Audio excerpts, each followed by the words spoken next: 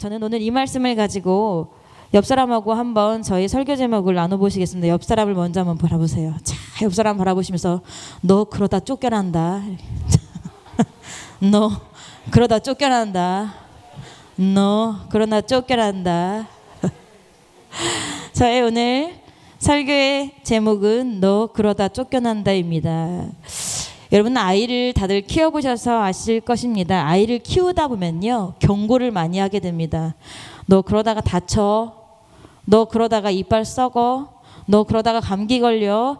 너 그러다가 엄마한테 혼나. 너 그러면 안 돼. 경고하다가 그 경고가 이제 끝에 너 그러다가 엄마한테 맞는다라고 얘기를 해요. 그렇죠? 여러분들도 아마 자녀들에게 많이 해보셨을 거예요. 근데 그 협박과도 같은 경고를 귀담아 듣는 아이들은요 매를 경험하는 불상사가 없습니다. 그런데 그런 경고를 들었음에도 불구하고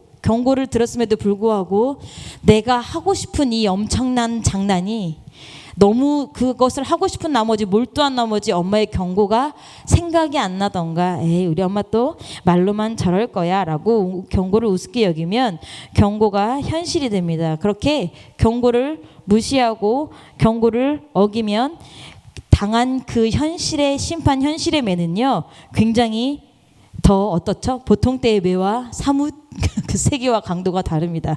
제가 중학교 때 맞았던 것처럼 제가 중학교 때 맞으면서 에이 그래도 친아빠인데 그렇게까지 때리겠나. 친아빠라서 그렇게까지 때리더라고요. 의붓아빠였으면 그렇게까지 안 때렸을 거예요. 야 그래도 친아빠인데 어느 정도 나를 감형해주지 않겠나. 나의 상황을 좀 이해하지 않겠나.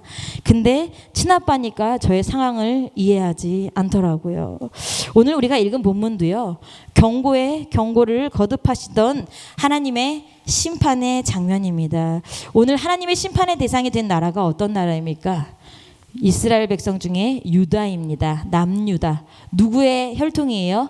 다윗의 혈통이에요. 다윗의 왕가를 이어오던 그 나라마저 결국 망한 그 마지막 장면을 담고 있습니다. 여러분 우리 17절부터 우리가 읽었는데요. 뭐라고 써 있습니까? 굉장히 처참하다는 표현으로도 어떻게 답이 없는데 성전에서 사람들이 어떻게 했을까요? 마지막 여기까지 숨으면 하나님께서 구해주지 않으실까 해서요. 이스라엘 땅에서도 예루살렘으로 막 모여들었고요. 그들이 가장 뭐하게 여기는 거룩하게 여기고 도피처라고 여기는 성전 안에 사람들이 바글바글 들어갔나 봐요. 그런데 그 성전에서 칼로 청년들을 죽이고 청년 남녀와 노인과 백발 노웅을 어떻게 여기지 않았대요?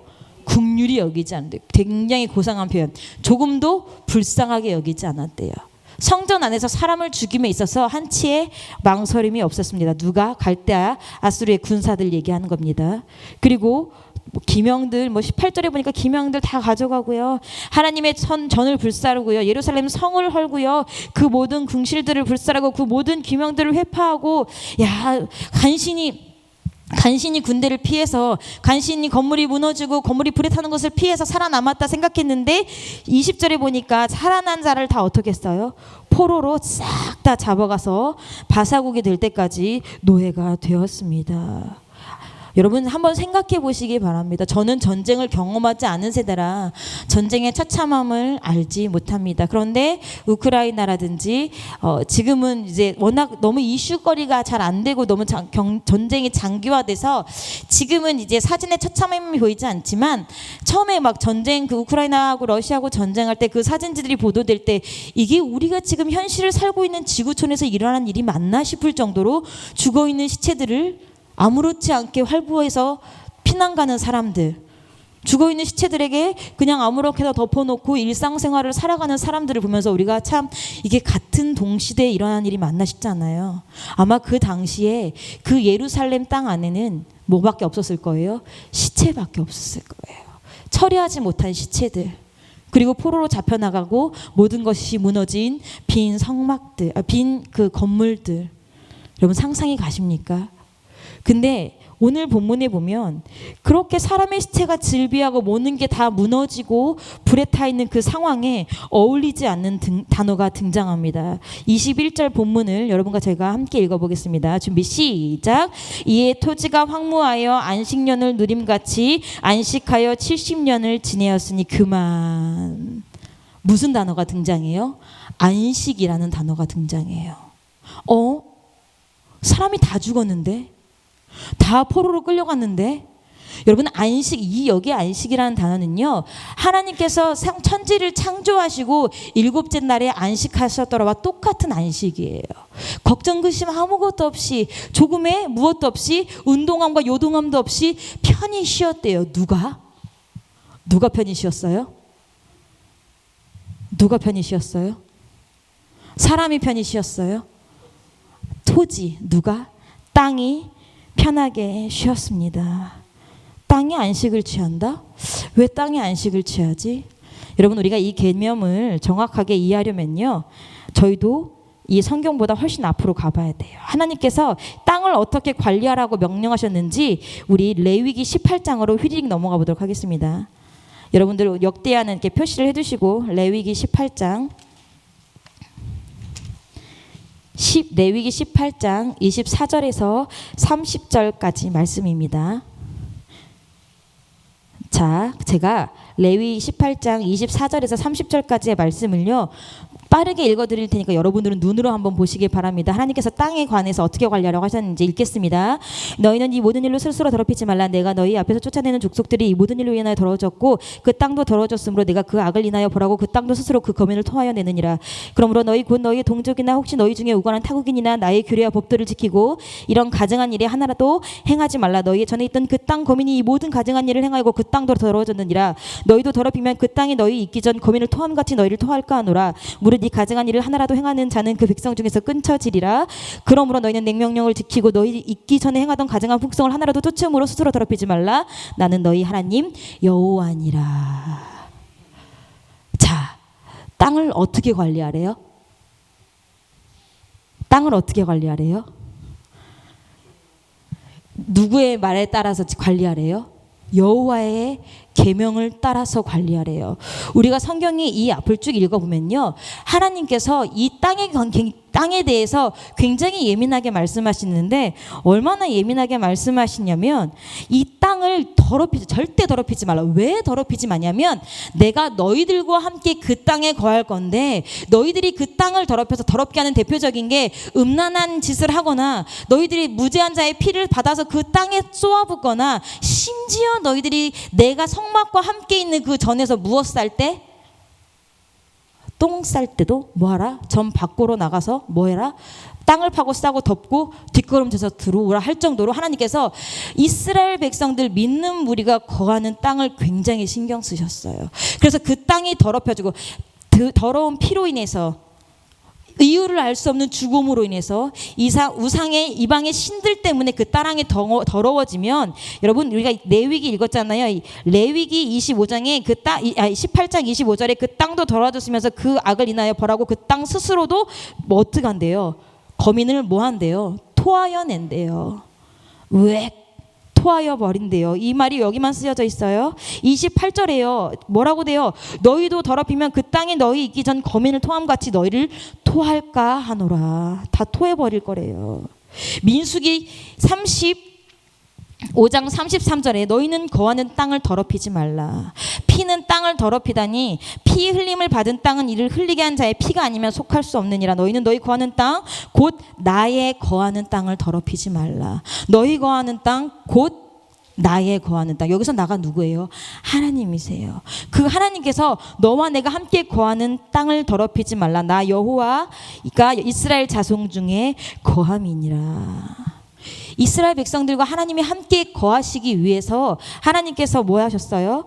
땅을 깨끗이 하라고. 비위가 굉장히 약한 하나님이세요. 조금의 더러운 것도 참으실 수 없는 하나님이세요. 그래서 더럽히지 말라. 그 땅을 더럽히지 마. 피로도 안 돼, 이방신도 안 돼, 심지어 너희들이 싸고 어쩔 수 없이 하나님께서 창조하신 자연의 법칙대로 먹으면 싸게 되어 있는데 그 싸는 것으로도 너는 내가 함께 있는 그 땅을 더럽히지 말라고 말씀을 하셨어요. 저는 굉장히 비위가 약한 사람입니다. 그래서 특별하게 비위가 약한데 보는 것도 그렇지만 냄새에 굉장히 약해요. 그래서 제가 내가 냄새에 이렇게까지 약한가라고 했던 게 올 초에 갔던 단기 선교였어요. 단기 선교 저희가 이제 빈민이 아니지 부족에게 전도를 복음을 전하러 갔던 그곳에 갔는데 굉장히 버스에서 내리자마자 형용할 수 없는 이상한 냄새가 나기 시작했어요. 이게 무슨 냄새지? 근데 설상가상 그 냄새가 저희가 공연을 해야 되는 그 무대로 가까이 가면 가까이 갈수록 더 심해지는 거예요. 어떡하지? 나 이 냄새 못 견딜 것 같은데. 하나님, 저 이 냄새 못 견뎌서 정말 어떻게 답이 없을 것 같은데 도와주세요. 정말 간절하게 얘기해서 도와주세요. 그랬는데 우리 신자영 권사님께서 여러분 저희가 옷을 갈아입을 수 있는 집을 구했어요. 막 이러셔서 정말 다행이다 하고 들어갔더니 제가 참을 수 없는 그 냄새의 원인이 그 집이었던 거예요. 그러니까 거기에 지금 무슨 시인지 모르겠는데 제가 얼핏 본 바에 의하면 두리안 정도의 그런 큰 씨앗을 거기다가 삭히면서 말리고 있더라고요. 그리고 그거를 되게 큰 푸대자루, 왜 아파트 같은 데 보면 그 폐유지 모으는 푸대자루 있잖아요. 그런 큰 푸대자루에 씨를 막 몇 개씩 몇 포대를 막 해놓고 밖에 말리고 있어요. 그 집에서 옷을 갈아입을 수밖에 없어요. 왜 무대랑 가장 가까우니까. 근데 제가 거기가 어떻게가 안 되는 거예요. 막 진짜 나중에 막 손을 막 부들부들 떨었어요. 막 그리고 나서 정말 감사하게도 제가 거기서 모든 프로그램을 끝내고 나서 혼자 조용히 후련하게 사라져서 변기와 1대1로 마주하고 되게 깊은 시간을 와, 제가 비위가 약하다 했지만 저는 그렇게까지 참지 못할 줄 몰랐어요. 그래서 다 하고 났는데 그리고 나서 얼마나 힘들어요. 막 제가 마지막까지 순서가 있잖아요. 그래서 막 그때까지 막 부채춤 치면서 이렇게 해가지고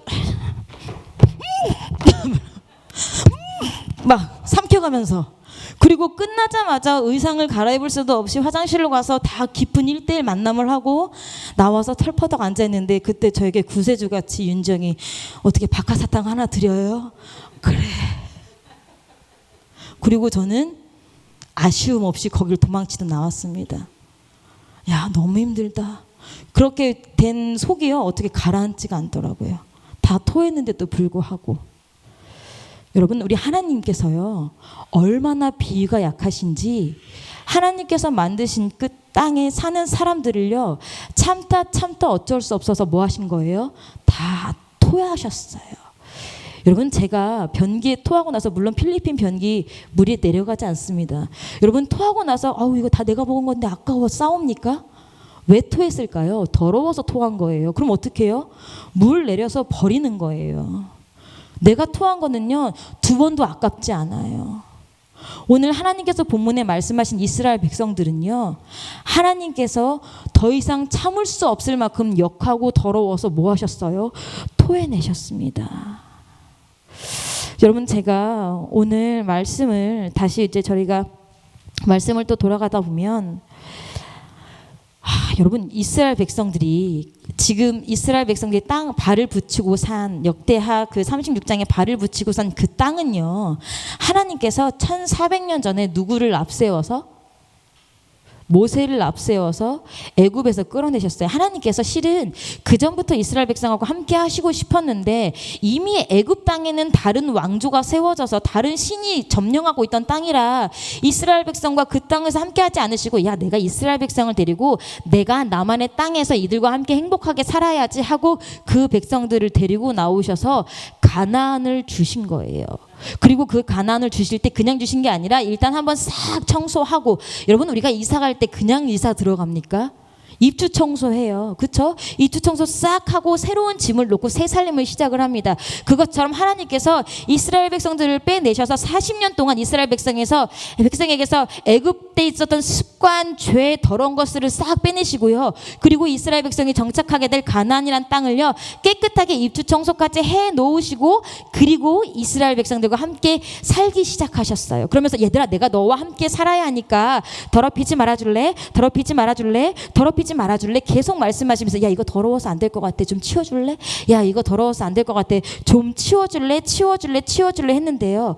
결국 이스라엘 백성이 가나안 땅을 깔고 오래 앉아있다 보니까 마치 처음부터 거기가 나의 터전이었던 것처럼 누구를 몰아낸 거예요? 하나님을 몰아낸 것입니다.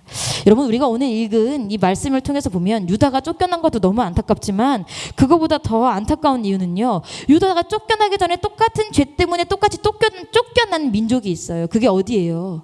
남유다의 위에 있었던 북이스라엘이에요. 여러분 열왕기하 17장 18절로 한번 휘리릭 넘어가 볼게요. 열왕기하 17장입니다. 열왕기하 17장 18절이에요.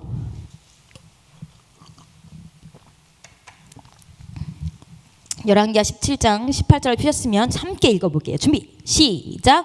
여호와께서 이스라엘을 심히 놓아사 그 앞에서 제하시니 유다 지파 외에는 남은 자가 없으니라. 열왕기하 17장은요 북이스라엘 마지막 왕인 호세아가 통치하다가 결국 아수르에 의해서 멸망하는 장면을 담고 있는데요. 여기에 뭐라고 써 있냐면 여호와께서 북이스라엘을 굉장히 심히 놓아서 그 앞에서 제하셨어요. 그 앞에서 그 땅을 잘라서 버리셨어요. 그래서 남은 사람이 유다 지파 외에는 남은 자가 없어요. 그래서 17장 우리가 읽은 17장 18절 앞에 보면 북이스라엘이 왜 망했는지 쭉 하나님께서 굉장히 구체적으로 자세하게 기록하고 계세요. 그런데 제가 이 말씀을 보면서 너무 속상했던 단어 하나가 뭐냐면 저희가 지금 17장 17절을 읽었잖아요. 18절을 읽었잖아요. 19절을 한번 볼게요. 19절 다 같이 시작. 유다도 그 하나님 여호와의 명령을 지키지 아니하고 그만. 누구도? 유다도. 18절에 보니까 이스라엘을 심히 놓아서 그 앞에서 제하시고 유다 지파밖에 안 남겨 놓으셨는데 근데 누구도? 유다도. 참 신기하죠. 형이 맞는 걸 보면 동생은 그러지 말아야 되는데 형이 맞는 걸 보고도 동생도 똑같이 따라하죠. 그래서 DNA의 힘이 무서운 거예요. 여러분 유다가 이스라엘이 망하는 걸 봤으면 유다는 그렇게 하지 말아야 되는데 유다도 똑같이 DNA의 힘. 누구의 DNA의 힘? 마귀의 DNA의 힘. 여러분 감이 없으십니까? 이스라엘 백성이 쫓겨난 거예요. 누가 모셔간 게 아니에요. 여러분 이스라엘 백성이 쫓겨나간 거예요. 이사 간 게 아니에요. 쫓겨나간 것도 야 이제 그만 나가 이게 아니라 하나님께서 토하여 버리신 거예요. 너무 더러워서 더 이상 소화가 안 돼서. 여러분 성경에서 땅은 하나님께서 인간에게 주신 최고의 복이고 기업입니다. 이스라엘 백성이 처음부터 가나안의 주인이 아니었어요. 하나님께서 주신 땅이에요. 하나님께서 같이 살자고 주신 땅이에요. 그런데 그들은요 하나님이 불편해졌어요. 지금도 그 단어를 쓰는가 모르겠는데 한동안 캥거루족이라는 단어가 있었어요. 캥거루족이 뭐예요? 나이가 찼어요. 나이가 찼는데도 불구하고 혼자서 자립이 안 되니까 누구 주머니에서 사는 거예요? 부모님 주머니에서 사는 거예요. 부모님 집에서 사는 거예요. 그걸 캥거루족이라고 했어요. 근데 이 캥거루족이 독립하지 않은 젊은 세대뿐만이 아니라 결혼을 하고서도 부모님하고 사는 사람들 많아요? 안 많아요? 많아요. 집값이 너무 비싸서 직장이 너무 멀어서 때로는 뭐 때문에 어린아이를 돌보고 육아를 해야 되는데 그게 쉽지 않으니까 캥거루족 부모님하고 함께 살아요. 누가 아쉬워서 부모님하고 사는 거예요? 자녀들이 아쉬워서 부모님하고 사는 거예요. 근데 살다 보면 자녀들이 누구를 불편해해요? 엄마 아빠를 불편해해요. 엄마 아빠를 불편하니까 엄마 아빠가 눈치를 봐요. 자녀들이 눈치를 봐요. 부모 세대가 눈치를 봐요. 오히려 자녀는 더 당당해요. 아 우리 엄마 아빠가 젊었을 땐 안 그랬는데 나이가 드시더니 이상해지셨나 봐. 아우 안 맞아. 지금이 시대가 어떤데 지금의 애들을 그렇게 키우면 안 될 시대인데 본인이 필요해가지고 엄마 아빠 집에 들어갔으면서 나중엔 엄마 아빠가 불편해서 엄마 아빠를 뭐해요? 무시하고 눈치를 준다고요. 여러분 이스라엘 백성들도 하나님이 불편해졌어요. 그래서 하나님을 애써 외면했고요. 기억하지 않으려고 몸부림을 쳤어요. 만약 이스라엘 백성이요 하나님을 조금이라도 생각했다면요 그들이 그 땅에서 머물 시간이 더 길었을 것이고요. 더 길지 않았어도 그렇게까지 비참하게 하나님께서 토해가지고 갈기갈기 그 백성을 찢지 않았을 거예요. 북이스라엘과 남유다에게요 심판만 있었던 것은 아니에요. 이들에게도 굉장히 많은 기회, 오랜 시간, 많은 사람들을 통해서 하나님께서 계속 기회를 주시고 돌아올 수 있는 방법까지도 아주 쉬운 방법, 아주 구체적인 방법 계속 말씀하셨어요. 그런데 이들이 어떻게 했습니까? 여러분, 역대하 36장 오늘의 본문으로 다시 돌아가겠습니다. 역대하 36장 오늘의 본문 아까 표시해 놓으셨어요? 15절을 한번 읽어볼게요. 준비. 15절 시작. 그 열조의 하나님 여호와께서 그 백성과 그 거하시는 곳을 모아사 아끼사 부지런히 그 사자들을 그 백성에게 보내어 이르셨으나 하나님께서 그 백성과 그 거하시는 곳이 어디예요? 땅이에요. 그 사람들하고 그 하나님께서 정말 모든 민족을 청소하면서까지 주셨던 그 젖과 꿀이 흐르는 그 가나안 땅이라는 곳을 너무너무 아끼셔서 뭐 하셨대요? 사자들을 그 백성에게 보내어 이르셨으나 16절 다 같이 읽어볼게요. 시작. 그 백성이 하나님의 사자를 비웃고 말씀을 멸시하여 그 선지자를 욕하여 여호와의 진노로 그 백성에게 미쳐서 만회할 수 없게 하였으므로 뭐 할 수 없게 됐어요? 만회할 수 없어요. 돌이킬 수 없을 만큼 되었다고요. 만회. 저는 이 말씀을 읽으면서 그 단어에 너무 눈이 혹시 내 지금 상태가 만회할 수 없는 상태면 어떡하지? 혹시 설림교회 상태가 만회할 수 없는 상태면 어떡하지? 혹시 내가 너무너무 사랑하는 청년 때부터 함께 신앙생활을 해온 누구누구 젊은 집사가 누구누구 집사가 하나님 앞에 만회할 수 없는 상태면 어떡하지? 만회할 수 없이 그 앞에 여호와의 진노로 그 백성에게 미쳐서 만회할 수 없게 하였으므로 여호와의 무엇이? 진노가. 여러분 복잡하시겠지만 에스겔 5장 12절로 한번 넘어가 볼게요. 에스겔서 여기 또 표시해 놓으시고 에스겔서 5장 11절입니다. 하나님의 진노가 얼마나 무서운지 하나님께서 얼마나 한번 화가 나시면 앞뒤를 안 가리시고 하나님께서 한번 뚜껑이 열리시면 어떻게 되는지 저희가 한번 성경으로 확인을 해볼게요. 제가 에스겔서 5장 11절 12절을 읽어드릴게요. 에스겔서 5장 11절 12절입니다. 그러므로 나 주 여호와가 말하노라. 내가 나의 삶을 두고 맹세하노니 내가 모든 미운 물건과 가증한 일로 내 성소를 더럽혔은즉 나도 너를 아껴 보지 아니하며 긍휼을 베풀지 아니하고 미약하게 하리니 너희 가운데서 3분의 1은 온욕으로 죽으며 기근으로 멸망할 것이요 3분의 1은 너희 사방에서 칼에 엎드러질 것이며 3분의 1은 내가 사방에 흩고 또 그 뒤를 따라 칼을 빼리라. 13절 다 같이 읽을게요. 시작. 이와 같이 내 노가 다한즉 그들에게 향한 분이 풀려서 내 마음이 시원하리라. 내 분이 그들에게 다한즉 나 여호와가 열심으로 말한 줄을 그들이 알리라. 제가 성경 읽으면서 두려워하는 말씀 중에 하나예요. 우리가 하나님 앞에 속 시원한 사람이 돼서 시원한 게 아니라요, 잘못한 이스라엘 백성들, 잘못한 하나님의 백성들을요, 하나님의 분이 풀릴 때까지, 하나님의 화가 풀릴 때까지 다 징계하시고 내 이 화가 풀릴 때까지 그 진노를 멈추지 않으시겠다고 하셨어요. 그게 아까 역대하 36장에서 말씀하신 만회할 수 없다는 표현이에요.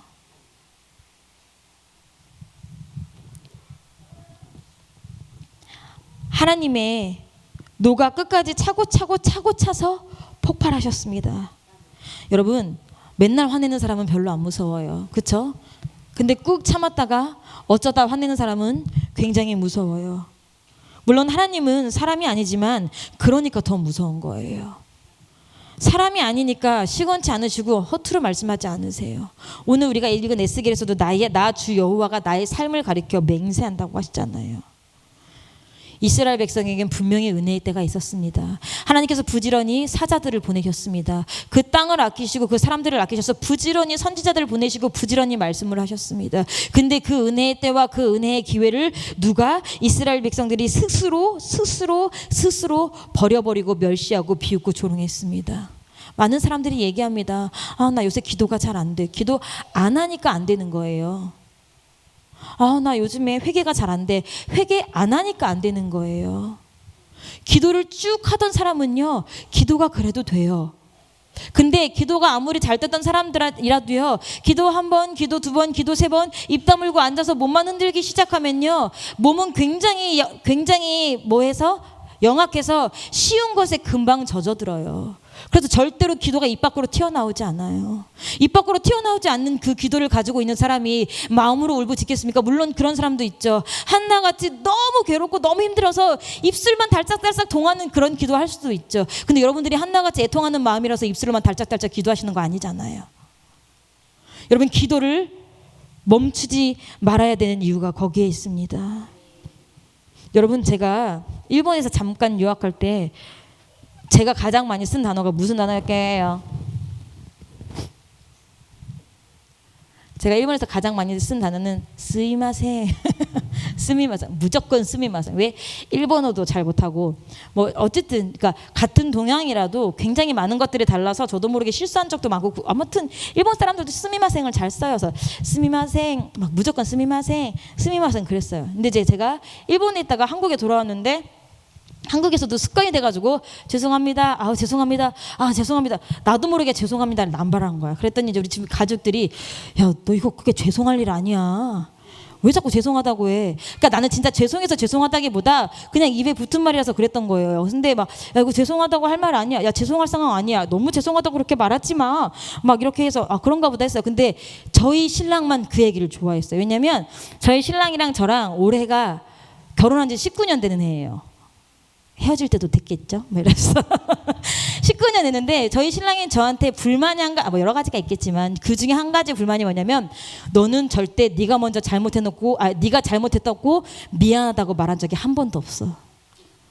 근데 여자들 원래 그런 거 아니에요? 여자의 특권 아니에요? 잘못하고도 미안하다고 안 하는 거? 야, 무진아, 진호야, 원래 여자는 그런 거야. 나중에 여자한테 사과봐달라고 하지 마. 그거 쪼잔한 거야. 그래서 우리 신랑이 야, 너는 네가 지금 이것도 네가 잘못한 건데 너는 왜 맨날 미안하다는 얘기를 안 하냐? 그래서 저는 미안하다는 얘기는 안 하지만 미안하다고 누가 사과하면 잘은 또 받아줍니다. 꽁하지 않고. 근데 제가 일본에서 아까 뭐가 입에 붙었다고 했어요? 스미마셍. 한국말로 죄송합니다. 그래서 우리 오빠한테도 우리 신랑한테도 남편한테 죄송해요. 미안해 오빠. 미안해. 그랬더니 신랑이 야, 일본에서 사람 만들어 갖고 왔어. 얘가 미안하단 말을 하기 시작하네. 되게 기분 좋아했는데 사람들이 그렇게 얘기하고 저도 맞다. 여기는 한국이지. 여기는 미안합니다 하는 데가 아니야. 맞아. 여기는 한국이지. 여기는 죄송합니다 하는 데가 아니야 라고 하다 보니까 어느샌가 제 입에서 죄송하다는 얘기를 안 하는 거예요. 그러니까 저희 신랑이 또 야, 한동안 참 좋았는데 너 이제 미안하단 말 안 한다? 이건 네가 미안하다고 사과해야 될 일이야. 미안하다고 안 해요. 무슨 말이 하고 싶은 거냐면요. 물론 제가 말하는 스미마셍과 기도는 택도 없는 얘긴 해요. 근데 우리가 입에서 미안하다고 자주 말하는 사람은요. 미안하다는 그 한 말에 뭐가 없어요? 자존심을 걸거나 그럴 게 없어요. 근데 막 고자세로 미안하다는 말 절대 안 하는 사람은요. 이 한마디도 쉬워요? 쉽지 않아요? 굉장히 쉽지 않아요. 우리가 하나님 앞에도 하나님 잘못했어요. 하나님 죄송해요 라고 계속 회개하는 사람은요. 작은 죄 하나도 하나님 앞에 회개할지인데 회개를 전혀 안 하는 사람은요. 아주 큰 죄를 지어도 그게 회개할지인지 모른다는 거예요. 여러분 회개 자주 하십니까? 여러분 언제 회개했습니까? 찬양을 좋아하던 사람도요. 예배 시간 찬양할 시간에 인자하게 보고 있으면요. 나중에 입 벌려서 찬양하는 게 오히려 어색해져요. 여러분, 제가 여러분들에게 새벽 예배 나와라 이런 말씀을 드리는 게 아니라 우리가 공예배, 주일 오전, 주일 저녁, 수요 예배, 금요철야 이 시간에만 우리가 주님 앞에 큰 소리로 부르짖겠습니다. 목사님 그 말씀에 맞춰서 입 밖으로 기도를 토설하고 입 밖으로 회개를 토설할 때 그것만 해도 우리들의 기도가 이렇게까지 잠잠하진 않을 거예요. 근데 그런 시간마저도 뭐하니까 우리가 마음으로 기도하고 몸을 흔들으니까 기도가 나오지 않아요. 여러분 성경에도요. 자신들의 상태를요.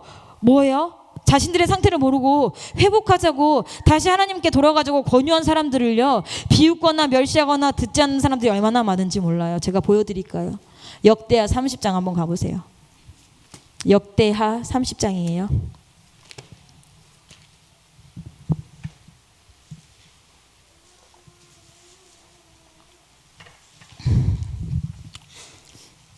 역대하 30장 10절, 11절, 12절이에요. 역대하 30장 10절, 11절, 12절 우리 한 목소리로 읽어볼게요. 시작. 보발꾼이 에브라임과 므낫세 지방 각성에 두루다녀 스불론까지 이르렀으나 사람들이 저희를 조롱하며 비웃더라. 그러나 아셀과 므낫세와 스불론 중에서 몇 사람이 스스로 겸비하여 예루살렘에 이르렀고 하나님이 또한 유다 사람들을 감동시키사 저희로 왕과 방백들이 여호와의 말씀대로 전한 명령을 일심으로 준행하게 하셨더라. 아멘. 이 성경의 배경이 어디냐면요. 어디냐면 히스기야 왕 시대예요. 히스기야 왕이 유럽이래. 이스라엘 남유다의 후반에 오면 올수록 악한 왕들밖에 없는데 그 왕들 중에서도 꼽히는 남유다의 왕들 중에서도 꼽히는 굉장히 멋진 왕 중에 하나인데 그 히스기야가 성전을 정화를 합니다. 예루살렘 땅에 있던 예루살렘 성전을 깨끗하게 정화를 해서 그 이방 신들에 관한 것 더러운 것 다 버리고 성전을 보수하고 성전의 기명들을 깨끗하게 하고 자 그 다음에는 우리가 한 번도 애굽을 나와서 가나안 땅에 정착하면서 한 번도 지켜보지 못했던 무엇을 지켜보자? 유월절을 지켜보자 해서요. 말씀을 가지고 율법을 가지고 율법에 기록된 대로 유월절을 막 준비를 합니다. 유월절을 준비를 하면서 오늘 10절에 보니까 보발꾼 뭐예요? 발로 다니면서 왕의 명령을 전하는 사람들을 자기 남유다에만 있는 것이 아니라 북이스라엘의 에브라임과 므낫세와 지방 각 스불론 그 멀리 있는 스불론 좀 위쪽이에요 북쪽이에요 그 멀리 있는 지경까지 보발꾼들을 다 보내서 얘들아 우리가 유월절을 지금 준비하려고 하니 너희들도 같이 와서 우리와 함께 예배하고 은혜 받는 게 어때? 너희들도 우리 예루살렘 성까지 같이 와서 우리와 함께 유월절을 지키고 다시 한번 정화하는 게 어때? 그러면서 뭐라고 했냐면요. 잠깐만요. 하는 게 어때? 라고 얘기를 했어요. 근데 여기 보니까 10절에 보니까 사람들이 저희를 뭐 했대요? 조롱하며 비웃었대요. 근데 제가 참 아이러니한 게 있어요, 여러분. 지금 이 히스기야 저희가 지금 읽은 30장 말씀이에요. 남유다 이야기잖아요. 유월절을 만들고 막 이렇게 히스기야 왕이 자 오세요. 우리가 다 같이 하나님 앞에 회개합시다 막 그러면서 뭐라고 하냐면 그 앞전에 보면 너희들이 와서 기도하면 너희들이 잡혀갔던 포로들이 돌아올 수 있고 너희들이 무너진 나라가 회복될 수 있어. 무슨 얘기냐면 이미 히스기야가 유월절을 만들고선 보발꾼들을 보내서 이스라엘 전역에 있는 사람들을 와서 우리가 다시 기도하자. 그럼 우리 하나님이 세우실 거야. 이 말한 때는요. 이미 호세아 시대가 지나서 북이스라엘이 완전히 멸망당한 시대예요. 내 가족들이 나의 친지들이 어디에? 아수르의 포로가 돼 있던 시절이에요. 그러면 여러분 한번 생각해 보세요. 야, 내 민족이 아수르의 포로가 돼 있으니까 야 유월절에 우리가 하나님 앞에 기도하면 하나님께서 우리의 가족들과 포로들을 돌려주신대. 여러분 같으면 기도하겠어요? 안 하겠어요? 하겠죠. 그런데 10절에 보니까 그 사람들이 뭐 했대요? 조롱하면서 비웃었대요. 11절에 보니까 그 조롱하고 비웃은 사람들 중에 스스로 겸비하여 스스로 온유하고 스스로 마음을 낮춰서 온 몇십 명이라고 안 썼어요. 몇 사람. 예루살렘 땅 전역에 몇 사람과 유다 지파만이 하나님 앞에 뭐 하는 거예요? 유월절을 지키고 그들이 하나님 앞에 기도하고 회복하는 거예요. 여러분 이 말씀을 통해 알 수 있는 것은요.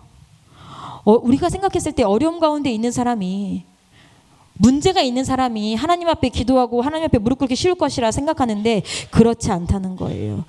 우리가 봤을 때 야, 저 사람 너무 요즘 신앙생활 잘 못하는데 저 사람 은혜 받아야 될 것 같은데 그런 사람은 오히려 은혜를 안 받고 은혜에 관심이 없고 은혜 안 받아도 충분히 혼자서 신앙생활 하는 사람 그런 사람들이 더 은혜를 사모한다는 거예요. 오히려 신앙생활을 조금 미끄러진 사람들이 은혜 받으러 오세요. 은혜 받읍시다 하면 그때 몰려들어야 되는데 그런 사람들은 더더욱 관심이 없고 그런 기회가 아니라도 신앙생활 열심히 하는 사람들이 오히려 더 하나님의 은혜를 갈급해하며 온다는 거예요. 제가 좀 죄송한데 제가 갑자기 번뜩 생각나가지고 말씀 한 군데만 찾아서 읽을게요. 제가 여기 상관없는 얘기인데 고린도후서 7장 8절입니다. 고린도후서 7장 8절이에요.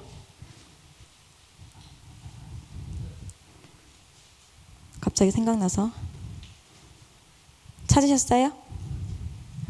자, 7장 8절, 고린도후서 7장 8절 다 같이 한번 나직하게 읽어볼게요. 시작. 그러므로 내가 편지로 너희를 근심하게 한 것을 후회하였으나 지금은 후회하지 아니함은 그 편지가 너희로 잠시만 근심하게 한 줄을 알미라. 무슨 말인지 잘 모르시겠죠? 제가 새 번역으로 읽어드릴게요. 새 번역 성경은 뭐라고 써있냐면, 내가 그 편지로 여러분의 마음을 아프게 했더라도 나는 후회하지 않습니다. 그 편지가 잠시나마 여러분의 마음을 아프게 했다는 것을 알고서 후회하기는 하였지만 9절, 지금은 기뻐합니다. 그것은 여러분이 아픔을 당했기 때문이 아니라 아픔을 당함으로써 회개에 이르게 되었기 때문입니다. 여러분이 하나님의 뜻에 맞게 아파하였으니 결국 여러분은 우리로 말미암아 손해를 본 것은 없습니다. 무슨 말이냐면, 바울이 고린도 교회에 편지를 너무 아프게 썼어. 그 사람 쫓아내. 그 사람하고 관계하지 마. 그 사람은 너희 교회 발도 못 붙이게. 막 이렇게. 그러니까 이제 고린도 교회 사람들이 그 편지를 받고 얼마나 마음이 두근두근 했겠어요. 야, 이거 바울이 이렇게까지 얘기하는데 우리가 이렇게까지 해야 되는 거니까 얼마나 머리를 싸맸겠어요. 그래서 그 바울이 보낸 편지를 가지고 고린도 교회가 막 더 마음이 아파한다는 얘기를 듣고 바울이 조금 마음이 쓰이긴 했지만 그래도 후회하지 않는 건, 그렇기 때문에 그 얘기를 듣고 누군가는 뭐해서 회개해서 뭐 하게 돼? 하나님의 뜻에 맞게 될 거니까 뭐 이렇게 하는 그런 내용이에요. 사설이 길었죠. 제가 여러분들에게 하나만 묻겠습니다. 목사님께서 8월 5일부터 7일 날 뭐 한다고 하셨죠? 전성도 수련회를 한다고 하셨습니다. 무슨 자리예요? 그러면 그건? 성도들 죽어라고 또 일하는 자리예요? 아니면 은혜 받으라는 자리예요? 은혜 받으라는 자리예요. 그러면 여러분들 중에 정말 정직하게 손들으라는 얘기 아니에요. 정말 정직하게, 아유, 이번엔 나는 한 번 쉬어야겠다.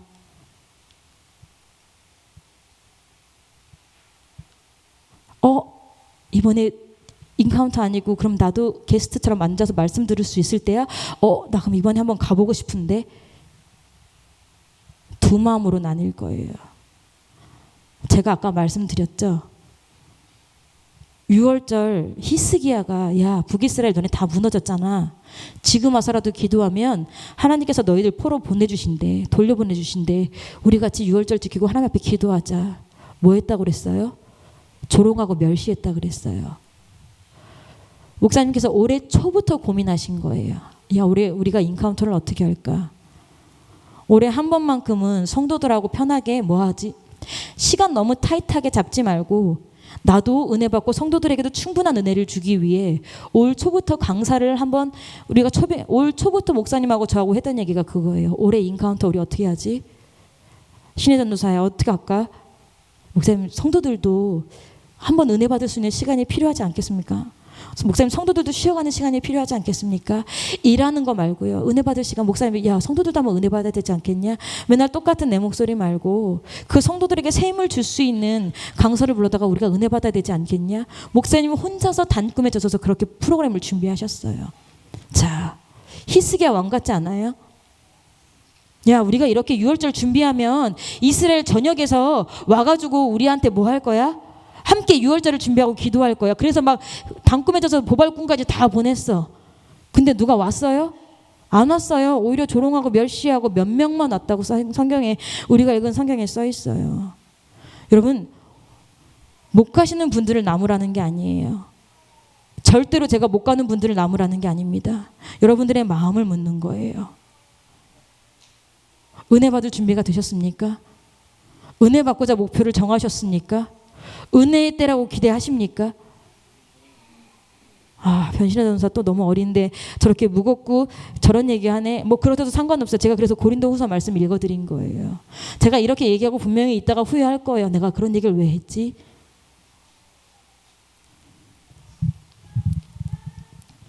은혜 받는 자리가 생기면요, 꼭 엉뚱한 이야기하는 사람들이 있어요. 나는 못 갈 것 같아. 못 갈 수 있다니까요. 못 갈 수 있어요. 못 가는 걸 나무라는 게 아니에요. 근데 지금 몇 월이에요? 6월이에요.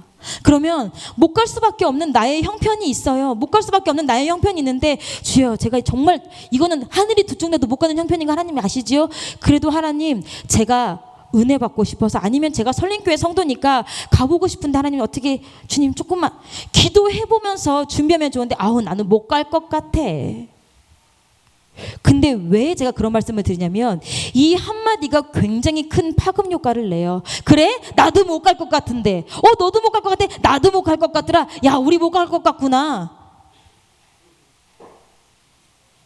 곰곰이 한번 생각해 보시기 바랍니다.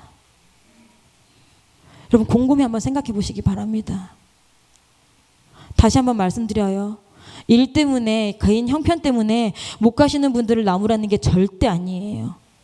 여러분들의 마음에 그 말씀, 목사님께서 강대상에서 선포하신 그 말씀을 듣고 여러분들이 첫 먹은 마음을 제가 여쭤보는 거예요.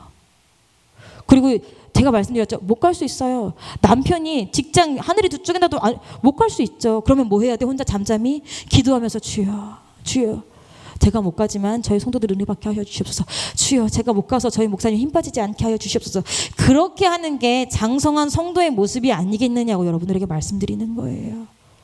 만약에 우리 어린애들이 자, 그날 못 간다요? 이러면 제가 이해를 할 거예요.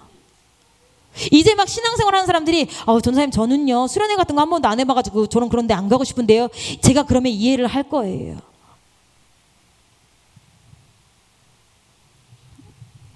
정말 죄송하지만 사랑의 마음으로 들으시기 바랍니다. 겸허한 마음으로 들어주시길 바랍니다. 여러분, 우리가 예수 그리스도를 믿는 기독교인이라면요 은혜 받아야 살아요. 은혜 받아야 살아요. 은혜 받아야 살아요. 그리고 은혜 받아야 살려요. 은혜 받아야 살린다고요. 은혜 받아야 살려요. 여러분, 우리가 지금 여기 몇 분이 앉아 계신지 모르겠지만 여기에 지금 예를 들어 제가 이제 숫자에 너무 약한 여자라 50명이 앉아 있어요. 50명이 앉아 있는데 50명 중에 45명이 은혜를 받아서 뜨거워요. 근데 5명이 은혜를 못 받아서 엉뚱한 짓을 한다고 쳐봅시다. 영향을 줄까요? 그렇게 영향을 미치지 못할 수도 있어요. 근데 반대라고 생각을 한번 해봅시다. 여기에 지금 50명이 앉아있는데 5명만 말씀을 듣고 5명만 기도해봐야겠다라고 하고 45명은 목사님도 안 계시는데 그냥 오늘 좀 이따 가자라고 한다면 여러분, 우리가 불을 끄고 주여 샘물을 찍고 기도할 때 기도가 되겠습니까? 여기가 은혜의 자리가 되겠습니까? 제가 여러분들에게 다시 한번 제가 처음에 하고 싶었던 질문입니다. 여러분, 여기 오늘 왜 나오셨습니까? 왜 오셨습니까? 피곤한데, 아픈데 왜 오셨습니까? 금요 철야에 오셨습니까? 아니면 내가 은혜를 받아야 되겠다고 생각하셔서 오셨습니까? 아니면 내가 너무 답답하고 죽을 것 같아서 교회라도 가서 기도가 되든 안 되든 주여, 주여, 주여, 속 시원해, 이거라도 하려고 오셨습니까? 목적이 뭐가 됐든지 간에 목적이 있어서 온 사람들은요 그 목적을 이루고 갈 거예요. 근데 아무런 목적 없이 그냥 금요철하니까 왔지, 그래도 내가 교회에 오래 다녔으니까 왔지, 내가 안 가면 반주할 사람, 드럼 칠 사람, 찬양할 사람, 음향 조절할 사람 없으니까 왔지 한 사람은 그 목적만 달성하면 찬양 끝났으니까 더 이상의 시간은 필요 없잖아. 음향 끝났으니까 더 이상의 시간은 필요 없잖아요.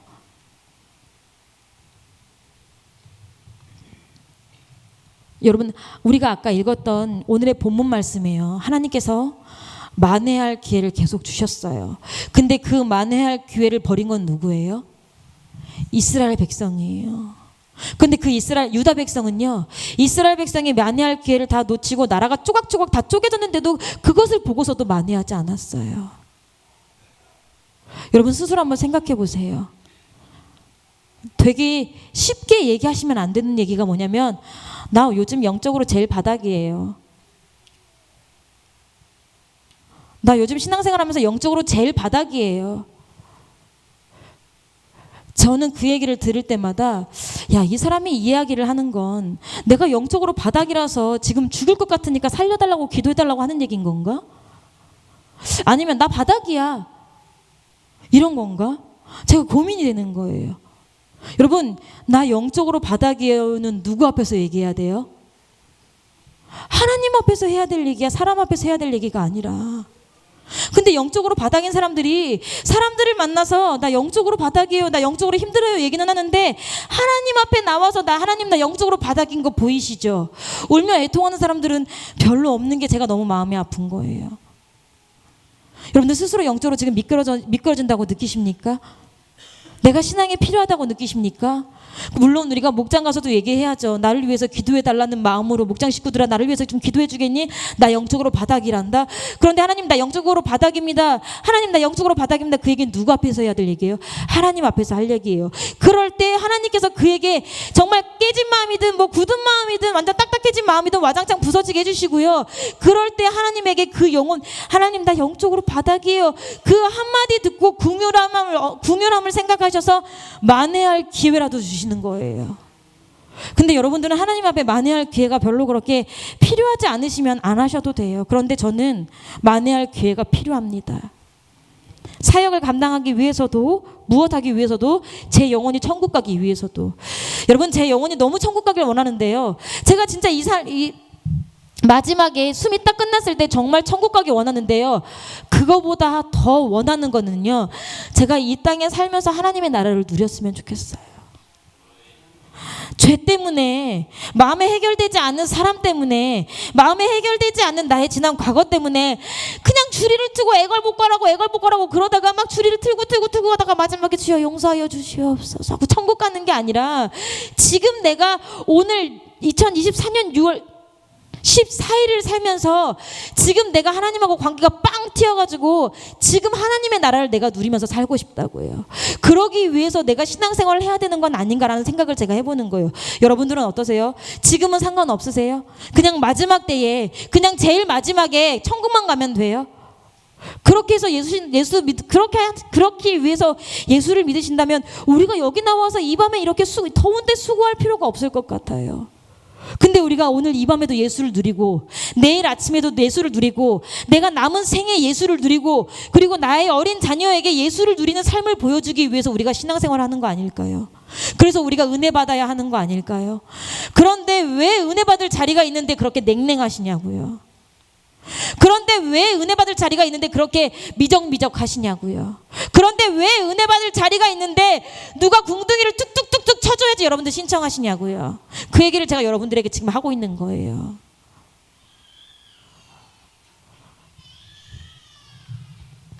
여러분 성경에서 말하는 땅은 진짜 땅을 말하기도 합니다. 우리가 발붙이고 있는 이 땅을 말하기도 합니다. 그런데 이 땅이라는 개념을 확장해서 보면요, 하나님께서 우리에게 주신 터전이기도 해요. 이스라엘 백성들에게 가나안, 젖과 꿀이 흐르는 가나안을 주신 그 하나님께서요, 여러분들에게 직장을 주시고요, 여러분들에게 가정, 비록 내가 배우자랑 잘 맞지 않아서 싸울 때도 있지만 배우자를 주시기도 하고 함께 인간관계를 맺어갈 영적 좋은 친구들을 주시기도 하고 우리가 그것을 터전이라고 표현을 합니다. 직장, 가정, 뭐 친구, 인간관계 뭐 이런 것들을 하나님께서 우리에게 지금 발을 딛고 있는 살고 있는 집이라는 땅, 눈에 보이는 땅을 주셨다면 눈에 보이지 않는 터전이라는 것도 하나님께서 우리에게 주셨는데 여러분 그 가운데서 여러분들이 냄새나게 행동하신다면요, 하나님께서 그 터전에서 그 집에서 여러분들 뭐 하실 거예요? 토하여 내실 거예요. 쫓아내실 거예요. 곰곰이 한번 생각해 보세요. 내가 돈을 벌려고 나간 그 직장에서 하나님 보시기에 거룩하고 성실하고 진실하게 돈을 벌고 있는지, 아니면 여긴 직장이지 교회가 아니니까 조금 부당하게 이익을 취하고 있고 내가 성실하게 일하지 않으면서 가라로 무언가를 하면서 이익을 취하지는 않으세요? 그러면 하나님 그 땅에서 여러분들 토하여 내실 거예요. 지금 전도서 8장입니다. 제가 오늘 너무 여기저기 왔다 갔다 하고 해서 죄송합니다. 전도서 8장이요. 전도서 8장 11절입니다.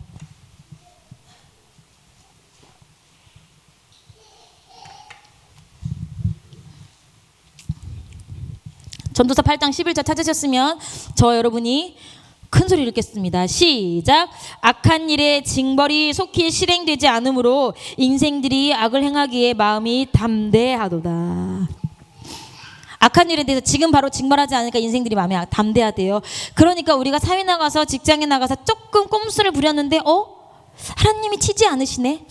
그러니까 뭐 하는 거예요? 꼼수를 부리면서도 자연스러워진 거야. 자, 직장 그렇다 쳐요. 여러분 가정, 하나님께서 분명히 여러분들에게 서로 사랑하고 서로 화합하고 쉬라고 주신 그 가정이 맞긴 맞아요. 그런데 그 가정에서 하나님이 쉬라고 하신 하나님이 주신 그 가정에서 여러분들이 하나님 앞에 악취를 풍기고 냄새나는 가정을 만들고 그런 쉼을 쉰다면요, 하나님께서 그 가정을 어떻게 하실까요? 토하여 버리실 거예요. 여러분들 주변에 여러분들이 사랑하고 여러분들을 사랑해주는 많은 좋은 인간관계들 있으시죠? 하나님께서 여러분들에게 주신 인간관계들이에요. 근데 그 인간관계를 가지고 악취나게 냄새나게 인간관계 하면 하나님께서 그 관계도 뭐 하실 거예요? 토하여 버리실 거예요. 그렇게 내침당한 사람이 마지막 날에 설 곳이 어디일까요? 당당하게 하나님 앞이라고 할까요? 제가 아까도 말씀드렸듯이 은혜가 필요하고 회개가 필요한 사람은요, 회개가 잘 안 돼요. 여러분 열왕기를 한번 읽어보세요. 열왕기 상하. 이스라엘 땅, 이스라엘은 그만두고 역대 상하, 유다 땅, 유다의 왕들만 기록해 놓은 그 기록을 봐도요, 악한 왕이면 오히려 회개해야 될 것 같은데 악한 왕은 더 악한 짓을 저질러요. 선지자까지 죽이면서.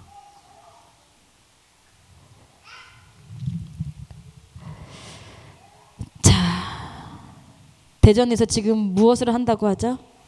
7월 달에 퀴어 축제를 한다고 합니다. 나는 안 보러 가면 되지 뭐. 나는 그런 거에 관심이 없어. 자, 유대 땅에도요, 하나님께서 그 민족을 다 찢어가지고 버리실 때 분명히 경건한 사람들은 있었을 거예요. 그렇죠? 누구 같은 사람? 다니엘 같은 사람. 그 다니엘이 바벨론의 포로로 잡혀가서 경건해졌을까요? 아니면 처음부터 경건했을까요? 처음부터 경건했을 거예요. 그러니까 바벨론에서 뽑힌 거 아니에요. 근데 그런 사람도 왜? 온 나라가 죄 짓는데 하나가 되어서 땅을 더럽히니까 같이 내쳐진 거예요. 여러분 무슨 말이냐면, 나는 거룩하고 나는 퀴어에 관심이 없어 참여하지 않아라고 할지라도요, 이 땅이 대한민국이란 땅이 더럽혀지면 우리도 언젠간 이 땅에서 내쳐짐, 쫓겨나게 됨을 당할 거예요. 그래서 우리가 이 땅을 거룩하게 지켜야 돼요. 제가 새벽에도 말씀드렸지만 저희가 2020년에 낙태법이 더 이상 범법 행위가 아니라고 판단이 났어요. 그리고 2021년에 국회에서 뭐라고 했어요? 너희들이 낙태법을 위해서, 낙태를 위해서 새로운 법을 제정해라라고 했어요. 근데 그 법이 제정이 되었어요? 제정이 안 됐어요? 아직까지 제정이 안 됐어요. 낙태를 하는 것을 뭐 낙태한다고 지금 막 벌금을 물고 그런 건 아니지만 지금 공백 기간이에요. 여러분, 낙태가 불법이었던 시대 때 낙태를 안 했을까요? 그때도 낙태 수술하고 낙태 시술한다고 사람들이 신고하고 막 그러지 않았어요. 근데 왜 그걸 걷어낸 거야? 난 낙태하고 나서 누가 나 신고하는 거 아니야? 의사 이거 의료 기록 남는 거 아니야? 그렇게 찜찜하느니 그냥 우리가 여성의 권위를 위해서 낙태법을 없애버리자 하고서는 그 사람들 활동가들, 흔히 말하는 활동가들은 낙태법이 폐지가 되고 나면 아예 새로운 꿈길을 걸을 줄 알았는데, 기독교인들이 아주 그냥 극렬하게 맞서고 낙태법 폐지는 안 됩니다. 더 이상 법 제정은 안 됩니다. 번번이 기각시키니까 아직까지 우리나라 낙태법이 뭐가 됐어요?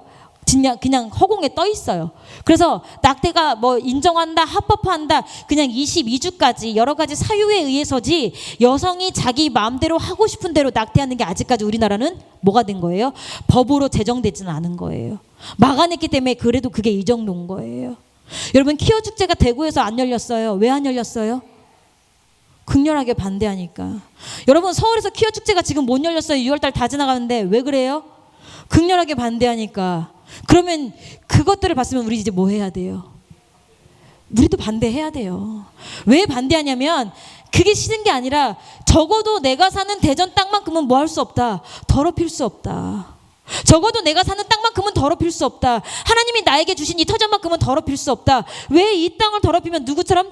유대 백성처럼 토해내니까. 우리가 이 땅에 발 붙이고 살 수 없을 테니까. 오늘 본문 말씀에 그 더러운 사람들이 싹 나가서 표현해 보니까 황무지가 됐다 그랬어요. 성경이. 황무지. 몇 년 동안? 70년 동안. 근데 그동안 땅은 뭐 했대요? 이제야 좀 살 것 같다.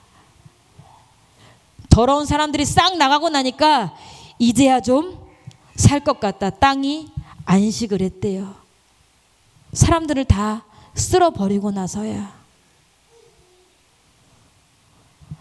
요한계시록에도 하나님 말씀대로 따르지 않으면 촛대를 옮긴다고 했어요. 어떻게 보면 저희 설린교회가 하나님을 향해 달려갈 수 있는 이 마지막 세대에, 여러분 전성도 수련회는 처음입니다. 제가 이 교회에 그렇게 오래 못 다녔는데요. 어쨌든 제가 교회를 다닌 이래 전성도 수련회는 처음입니다. 물론 학생회 수련회를 하면 장년분들도 함께 오셔서 은혜를 받으시고 막 했지만 목사님께서 기획하시고 준비하시는 전성도 수련회는 처음입니다. 못 갈 수 있어요. 그렇지만 다른 사람의 회방꾼은 되지 말아주세요. 못 갈 수 있어요. 그렇지만 앞에서 일하는 사람들의 기운은 빼지 말아주세요. 못 갈 수 있어요. 그렇지만 하나님께서 주신 그 기회를 뭐 하지 말아주세요? 비웃고 조롱하지 말아주세요. 그리고 혹시라도 제가 오늘 여러분들에게 이렇게 강하게 말씀드려서 너무 죄송하고 너무 송구한데 이 설교를 못 듣고 이 말씀을 못 들어서 아우 야 나는 뭐가 그렇게 말씀하시면 야 너 변신의 전사 그렇게 말하지 말 이런 거 하지 말고 아 그래 하고 그냥 그분하고는 살짝 거리를 두세요. 못 가는 사람은 못 가는 사람들끼리 놀게 냅두고 가겠다고 서로서로 아리까리한 사람들도 야 나 갈 거야 은혜 받아야지 나 갈 거야 야 이번에 야 되게 좋대. 밥도 야 너 밥 안 시킬게. 아 나 가면 밥 시킬 거야. 밥 안 시킬게. 그리고 와서 전사님 누구누구 밥 시키면 안 간답니다. 막 그러면 아 제가 대신 밥하면 되게 밥하는 거 없어. 햇반이라도 80개 사다 돌려드리려니까. 전사님 제가 요번에 누가 가는데요. 아기를 봐줘야 간다. 그럼 제가 함께 은혜 받읍시다.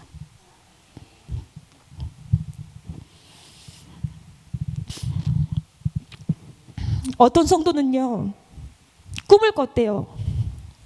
우리 성전에 우리 설림교회 성전에 빈방이 있었는데 그 빈방이 얼마나 더러운 걸로 가득 찼는지 그 방을 청소를 했대요. 근데 그 청소하는데 나 있고 자기 있고 성도들이 이렇게 모여가지고 그 방을 싹 청소를 하고 나니까 너무 깨끗한 성전의 방 하나가 만들어졌대요.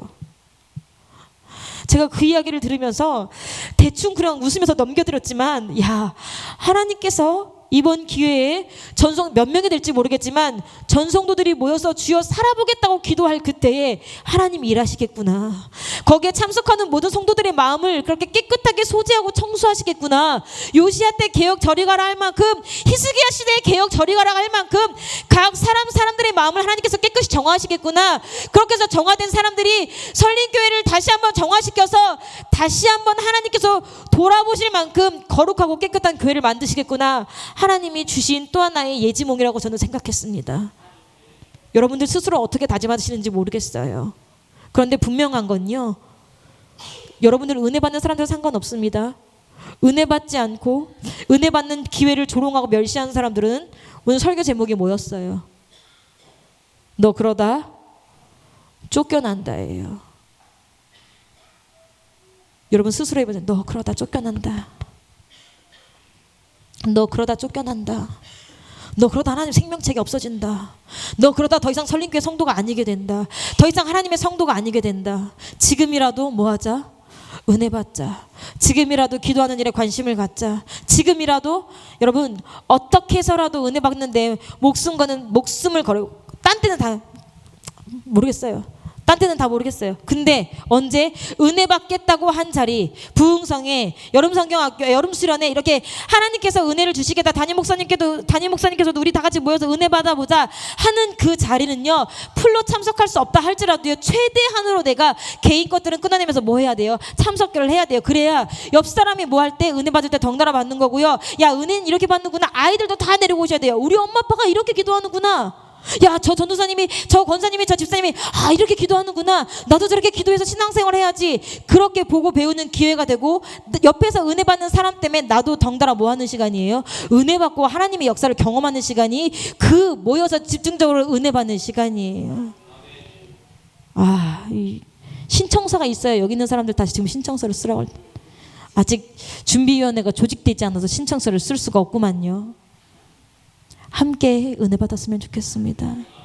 제가 은혜 받는데 우리 장로님도 계시고 권사님도 계시고 집사님도 계시고 우리 무진이도 있고 여기 애기들도 다 있고 함께 은혜 받았으면 좋겠습니다. 함께 소재되고 청소되었으면 좋겠습니다. 그리고 뭐 했으면 좋겠어요?